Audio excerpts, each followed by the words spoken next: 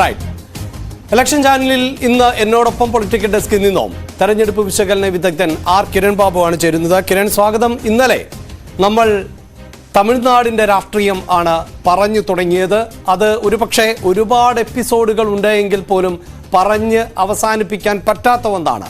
എങ്കിൽ പോലും നമ്മൾ ജയലളിത വരെ ഉള്ള പ്രധാനപ്പെട്ട അല്ലെങ്കിൽ തമിഴ് രാഷ്ട്രീയത്തിലെ കുലപതികളെക്കുറിച്ചാണ് സംസാരിച്ച് അവസാനിപ്പിച്ചത്. അവിടെ കൊണ്ട് അവസാനിക്കുന്നില്ല. ഒരുപക്ഷെ ഇന്നത്തെ ഒരു മണിക്കൂറും തമിഴ് രാഷ്ട്രീയത്തെക്കുറിച്ച്, സിനിമയും തമിഴ് രാഷ്ട്രീയവും തമ്മിലുള്ള ബന്ധത്തെക്കുറിച്ച് പറഞ്ഞാലും തീരില്ല എന്നറിയാം. എങ്കിൽ പോലും വളരെ പ്രധാനപ്പെട്ട നേതാക്കൾ, അതോടൊപ്പം തന്നെ അവരുടെ രാഷ്ട്രീയ ജീവിതം, സിനിമാ ജീവിതം, ഇത് നമുക്ക് പ്രേക്ഷകരുമായി വീണ്ടും പങ്കുവെക്കേണ്ടി വരികയല്ലേ? അഭിലാഷ്, സാധാരണഗതിയിൽ ഇങ്ങനെ ഒരു ഇലക്ഷൻ ചാനലിന്റെ എപ്പിസോഡ് വരുമ്പോൾ ഇതിന്റെ ഒരു അതേ വിഷയത്തിൽ തന്നെ ഒരു തുടർച്ച വേണമെന്ന് ആദ്യം നമ്മുടെ ഡെസ്കിൽ നിന്നുള്ള പ്രജിലയാണ് ആവശ്യപ്പെട്ടത്. പിന്നീട് മറ്റ് പ്രേക്ഷകരുമൊക്കെ ഇന്നലെ സാധാരണഗതിയിൽ രാഷ്ട്രീയത്തെക്കാൾ എനിക്ക് തോന്നുന്നു ഈ സിനിമയും കൂടെ ചേർത്താണ് തമിഴ് രാഷ്ട്രീയത്തിന് കഥ പറയുന്നത്. അല്ലെങ്കിൽ തമിഴ് രാഷ്ട്രീയത്തിന്റെ ചരിത്രം അങ്ങനെ തന്നെയാണ്. സിനിമയുമായി അഭേദ്യമായ ബന്ധം ഇന്ത്യയിലെ മറ്റ് ഏത് സംസ്ഥാനത്തെ അപേക്ഷിച്ച് നോക്കിയാലും അതിലൊക്കെ ഏറ്റവും കൂടുതൽ സിനിമയും രാഷ്ട്രീയത്തെയും ഇഴപിരിഞ്ഞു കിടക്കുന്ന ഒരു സംസ്ഥാനമാണ് തമിഴ്നാട്. അത് തമിഴ്നാട് രാഷ്ട്രീയത്തിന്റെ വളരെ മുമ്പ് തന്നെ ഈ സിനിമയിൽ തുടങ്ങിയ DMK രാഷ്ട്രീയം, മറ്റെല്ലായിടത്തും കോൺഗ്രസ് ഒക്കെ വലിയ പാർട്ടിയായി നിൽക്കുമ്പോൾ തന്നെ ഏകദേശം നൂറ്റാണ്ടിന്റെ ചരിത്രമുണ്ട് അവിടെ. ദ്രാവിഡ പാർട്ടികൾക്ക് അങ്ങനെ ശക്തമായ രീതിയിലേക്ക് അധികാരത്തിലേക്കൊക്കെ ദ്രാവിഡ പാർട്ടികൾക്ക് എത്താനൊക്കെ കഴിഞ്ഞത്.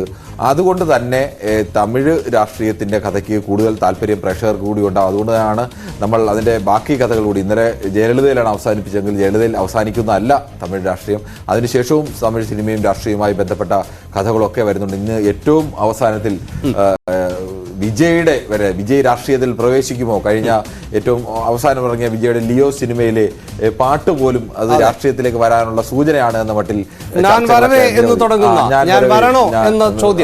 ചോദ്യം വരുന്നു. അദ്ദേഹത്തിന്റെ പരിപാടി, അദ്ദേഹം ഒരു വിശാലമായ ഒരു മെറിറ്റ് അവാർഡ് ദാന ചടങ്ങ് നൽകുന്നു. മണിക്കൂറുകളോളം സൂപ്പർ താരം നിന്ന് ഓരോരുത്തർക്കായി സമ്മാനം നൽകുന്നു. അവിടെ നടത്തിയ അദ്ദേഹത്തിന്റെ പ്രസംഗം, അങ്ങനെ തമിഴ്നാട്ടിലെ പ്രധാനപ്പെട്ട രാഷ്ട്രീയ പാർട്ടികൾ അജിത് ആയാൽ പോലും വിജയ് കഴിഞ്ഞ തെരഞ്ഞെടുപ്പിന് വോട്ട് ചെയ്യാനെത്തിയത് സൈക്കിളിൽ ആയിരുന്നു.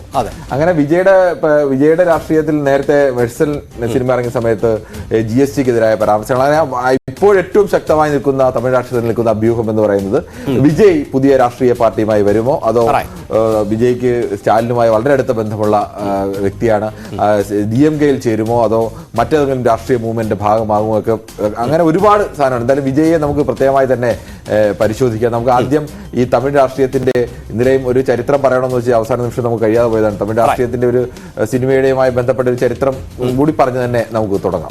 നമുക്ക് ഇലക്ഷൻ ചാനൽ ഡേറ്റകളുടെ അടിസ്ഥാനത്തിൽ തന്നെയാണ് ആരംഭിക്കേണ്ടത്. തുടക്കത്തിൽ തന്നെ സൂചിപ്പിച്ചു, ഈ എപ്പിസോഡ് എന്നത് ഒരു തുടർച്ചയാണ്. കഴിഞ്ഞ ദിവസം നമ്മൾ തമിഴക രാഷ്ട്രീയത്തിലെ കുലപതികളെ കുറിച്ച് സംസാരിച്ചു വെച്ചതാണ്. എങ്കിൽ പോലും തമിഴക രാഷ്ട്രീയത്തിൽ ഇപ്പോഴും എടുത്തു നിൽക്കുന്ന അല്ലെങ്കിൽ ഏറ്റവും ശക്തമായ രാഷ്ട്രീയ പാർട്ടികൾ ഏതൊക്കെ എന്നത് സംബന്ധിച്ച് തുടർച്ചയിലേക്ക് തന്നെയാണ് നമുക്ക് ആദ്യം പരിശോധിക്കേണ്ടി വരുന്നത്. ഇപ്പോൾ പ്രധാനപ്പെട്ട പാർട്ടികൾ ഏതൊക്കെ എന്നത് സംബന്ധിച്ച ചിത്രം ഒരിക്കൽ കൂടി ഞങ്ങൾ പ്രേക്ഷകരുമായി പങ്കുവയ്ക്കുന്നു. അത് DMKയിൽ ആരംഭിക്കുന്നു. 1949 രൂപീകൃതമായ രാഷ്ട്രീയ പാർട്ടിയാണ്. ഇപ്പോൾ അധികാരത്തിലിരിക്കുന്ന രാഷ്ട്രീയ പാർട്ടിയും അതേ DMK തന്നെയാണ്. AADMK എന്നത് ജയലളിതയുടെ പ്രവർത്തനങ്ങളിലൂടെ തമിഴ്നാടിന്റെ അമ്മ എന്ന് തന്നെ വിശേഷിപ്പിക്കപ്പെടുന്ന, ഇന്ത്യ മുഴുവൻ അമ്മ എന്ന പേരിൽ അറിയപ്പെട്ട ജയലളിത, അതാണ് വർത്തമാന കാലഘട്ടത്തിൽ മലയാളികൾക്ക് സുപരിചിതമാകുന്ന ഏറ്റവും പ്രധാനപ്പെട്ട മുഖം. അതോടൊപ്പം തന്നെയാണ് MDMK, DMDK ഉൾപ്പെടെയുള്ള രാഷ്ട്രീയ പാർട്ടികൾ. കിരൺ, അഭിലാഷ്, നമ്മളെടുത്തത് തമിഴ്നാട്ടിലെ പ്രധാന ദ്രാവിഡ രാഷ്ട്രീയ പാർട്ടികളാണ്. ദ്രാവിഡ രാഷ്ട്രീയ പാർട്ടികളല്ല, കോൺഗ്രസും കമ്മ്യൂണിസ്റ്റ് പാർട്ടികളും ലീഗ് അടക്കമുള്ള പല പ്രധാനപ്പെട്ട പാർട്ടികളും അവിടെ ഉണ്ട്. പല കാലത്തും ശക്തമായിരുന്നതും ശക്തമായിട്ട് ദുർബലമായ പാർട്ടികളും ഒക്കെ ഉണ്ട്. പക്ഷേ തമിഴ്നാടിന് എപ്പോഴും ഒരു ആ ദ്രാവിഡ രാഷ്ട്രീയം ഉയർത്തിപ്പിടിക്കുന്ന 4 പ്രധാന പാർട്ടികൾ, നിരവധി പാർട്ടികൾ ഉണ്ടായിട്ടുണ്ട് പല കാലങ്ങളിലായി. ദ്രാവിഡ രാഷ്ട്രീയത്തിന്റെ ചരിത്രം തുടങ്ങിയാൽ അത് 1917 ജസ്റ്റിസ് പാർട്ടിയുടെ ആദ്യമായ ഒരു രാഷ്ട്രീയ പാർട്ടി മദ്രാസ് പ്രസിഡൻസിയിലാണ് ബ്രിട്ടീഷ് റൂളിന്റെ കാലത്ത് ഈ ജസ്റ്റിസ് പാർട്ടി രൂപം കൊള്ളുന്നത്. C നടേശ മുതലിയാരും TM നായരും P ത്യാഗരാജ ചെട്ടിയും അലമേലു മങ്കൈ തയ്യാറമ്മാളും എല്ലാം ചേർന്ന് രൂപീകരിച്ച ജസ്റ്റിസ് പാർട്ടി. ഇതാണ് ഈ തമിഴ് ദ്രാവിഡ പാർട്ടികളുടെ ഒരു തുടക്കം, അല്ലെങ്കിൽ ദ്രാവിഡ രാഷ്ട്രീയത്തിന്റെ ശരിയായ ഒരു തുടക്കം എന്ന് പറയുന്നത് ഈ ജസ്റ്റിസ് പാർട്ടി മുതൽ തുടങ്ങുന്നതാണ്. അതിനുശേഷം പിന്നീട് അത് പ്രധാനമായും ഉണ്ടായി ബ്രാഹ്മൺ നോൺ ബ്രാഹ്മൺ സംഘർഷം തന്നെയായിരുന്നു. എല്ലാ തമിഴ് രാഷ്ട്രീയത്തിന്റെയും അല്ലെങ്കിൽ അവരുടെ സാമൂഹ്യ നീതിയിൽ അധിഷ്ഠിതമായ ദ്രാവിഡ രാഷ്ട്രീയത്തിന്റെ എല്ലാം ആണിക്കല്ല് എന്ന് പറയുന്നത് തമിഴ്നാട്ടിൽ വളരെ കുറച്ച് 3% മാത്രം ഉണ്ടായിരുന്ന ബ്രാഹ്മണ വിഭാഗത്തിന് തമിഴ്നാട്ടിലെ ഉദ്യോഗ പദവികളിൽ പ്രധാനപ്പെട്ട പദവികളെല്ലാം വഹിക്കുന്നത് അവരാണ്. അതുകൊണ്ട് തന്നെ അതിനെതിരായ മഹാഭൂരിപക്ഷം വരുന്ന മനുഷ്യരുടെ ഒരു മുന്നേറ്റം എന്ന നിലയ്ക്ക് തുടങ്ങിയതാണ് ഈ ജസ്റ്റിസ് പാർട്ടി ആയാലും. അതാണ് പിന്നീട് പെരിയാർ വന്നിട്ട് പെരിയാർ ഇ വി രാമസ്വാമി വന്നിട്ട് അദ്ദേഹം ഇ വി രാമസ്വാമി നായ്ക്കറായിരുന്നു. പിന്നീട് നായ്ക്കർ ജാതിപാലി മുറിച്ചാണ് ഇ വി രാമസ്വാമി ആയത്. അദ്ദേഹത്തിന്റെ നേതൃത്വത്തിൽ ദ്രാവിഡ കഴകം ഉണ്ടാകുന്നു. പിന്നീട് അത് അണ്ണാദുരൈ വന്ന് അത് രാഷ്ട്രീയ പാർട്ടിയാക്കി മാറുന്നു. അദ്ദേഹവുമായി തെറ്റി അങ്ങനെ രാഷ്ട്രീയത്തിലേക്ക് തന്നെ വേണം എന്ന് പറയുന്നു. അവർ ഈ ജസ്റ്റിസ് പാർട്ടിയുടെ ഒരു പിന്തുടർച്ച അവകാശം ആ സമയത്ത് ഏറ്റെടുക്കുകയും ഒക്കെ ചെയ്യുന്നു. ജസ്റ്റിസ് പാർട്ടി പിന്നീട് അവിടുന്ന് പിരിച്ചു 1944 പിരിച്ചുവിടുകയും ഒക്കെ ചെയ്തത്. ഈ പ്രധാന പാർട്ടികൾ കൂടാതെ തന്നെ ഈ ചെറിയ കാലത്തിലേക്ക് വന്നുപോയ നിരവധി പാർട്ടികൾ കൂടി ഉണ്ട്. ഈ പ്രധാന പാർട്ടികളുടെ ചരിത്രമെല്ലാം നമുക്ക് ഓരോ പാർട്ടികളായി തന്നെ എടുക്കേണ്ടതുണ്ട്. DMKയുടെയും AIDMKയുടെ ചരിത്രം നമ്മൾ ഇന്നലെ വിശദമായി തന്നെ പറഞ്ഞതാണ്. അത് തമിഴ് നാഷണൽ പാർട്ടി, അത് EVK സമ്പത്ത്, DMKയുടെ സ്ഥാപക നേതാവ് കൂടിയാണ് EVK സമ്പത്ത്. അദ്ദേഹം രൂപീകരിച്ച തമിഴ് നാഷണൽ പാർട്ടി ഉണ്ട്. അതൊക്കെ കുറച്ചു കാലം നിൽക്കുകയും പിന്നീട് അസ്തമിച്ചു പോവുകയും ഒക്കെ ചെയ്തതാണ്. പിന്നീട് മക്കൾ ദ്രാവിഡ മുന്നേറ്റ കഴകം 1974 അത് VR നെടുഞ്ചെഴിയൻ രൂപീകരിച്ച പാർട്ടിയാണ്. നെടുഞ്ചെഴിയനും DMKയുടെ വലിയ നേതാവായിരുന്നു. അണ്ണാദുരൈ മരിച്ചാൽ നെടുഞ്ചെഴിയനാണ് അടുത്ത പിൻഗാമിയായ പാർട്ടിയിൽ രണ്ടാമൻ, അന്ന് മന്ത്രിസഭയിൽ രണ്ടാമനും എല്ലാം നെടുഞ്ചെഴിയനായിരുന്നു.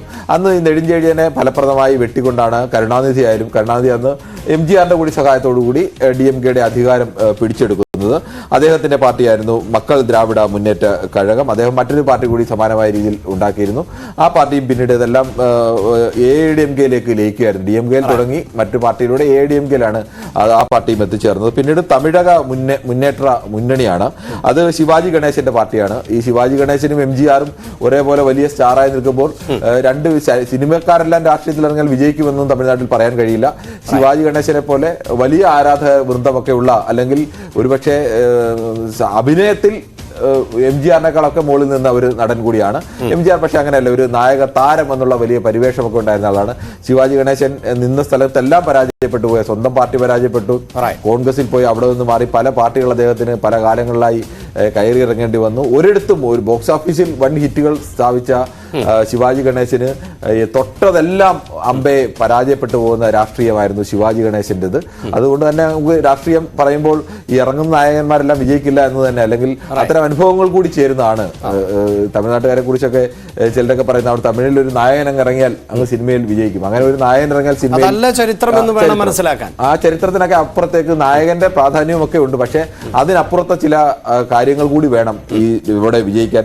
അതിനുശേഷം ഈ MGR കഴകം RM വീരപ്പൻ ഉണ്ടാക്കിയതാണ്. അവർ തിരക്കഥാകൃത്തും പ്രൊഡ്യൂസറും ഒക്കെ ആയിരുന്ന RM വീരപ്പൻ ഉണ്ടാക്കിയ MGR കഴകം, അതും പിന്നീട് തകർന്നു പോയി. പിന്നീട് MGR അണ്ണാ DMK, സുബ്ബരാമൻ തിരുനാവക്കരിശിന്റെ MGR അണ്ണാ DMK ഉണ്ടാക്കിയിരുന്നു.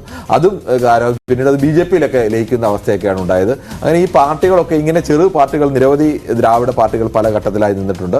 പക്ഷേ പ്രധാനപ്പെട്ട ദ്രാവിഡ പാർട്ടികൾ എന്ന് പറയുന്നത് അധികാരം 2 ധ്രുവത്തിൽ നിന്നത് DMKയും AIDMKയുമാണ്. DMKയിൽ നിന്ന് പിളർന്ന് MGR രൂപീകരിച്ച, പിന്നീട് ജയലളിത നയിച്ച AIDMKയുമാണ് 2 പ്രധാന പാർട്ടികളായി നിന്നത്.